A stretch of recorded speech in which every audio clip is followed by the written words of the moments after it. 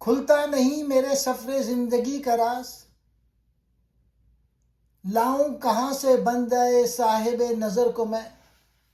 اقبال کہتے ہیں کہ میری زندگی کے سفر کا راز مجھ پر نہیں کھل رہا، میں سمجھ نہیں پا رہا کہ زندگی کی حقیقت کیا ہے، اس کا مقصد کیا ہے، اور اس میں پیش آنے والے واقعات کا اصل مطلب کیا ہے۔ اب میں سوچتا ہوں کہاں سے ایسا صاحب بصیرت شخص لاؤں جو اس راز کو سمجھا سکے اور زندگی کی حقیقت واضح کر دے۔ صوفیانہ مفہوم، صوفیانہ زاویے سے اس شعر میں اقبال کو مرشد کامل کی تلاش کا ذکر ہے۔ صوفیانہ روایت میں کہا جاتا ہے کہ انسان اپنے زور عقل سے زندگی اور کائنات کے راز مکمل طور پہ نہیں سمجھ سکتا، بلکہ اسے ایک صاحب نظر، مرشد کی رہنمائی درکار ہوتی ہے جو اسے حقیقت اور معرفت کی طرف لے جائے۔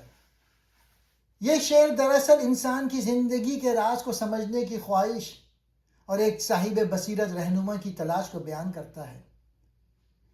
شاعر حیران ہے کہ ایسا دانا شخص کہاں سے ملے جو زندگی کے بید کو کھول سکے۔ سفر زندگی، زندگی کا سفر، یعنی انسان کی پوری حیات اور اس کے تجربات۔ راز، وہ حقیقت یا بھید جو سمجھ میں نہ آ رہا ہو۔ صاحب نظر، وہ شخص جس کے پاس گہری بصیرت، روحانی بصیرت یا حکمت ہو۔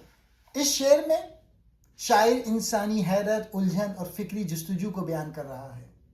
زندگی ایک ایسا سفر ہے جس میں انسان کو طرح طرح کے تجربات، دکھ، خوشی اور آزمائشیں ملتی ہیں، مگر ان سب کے پیچھے اصل حکمت سمجھ میں نہیں آتی۔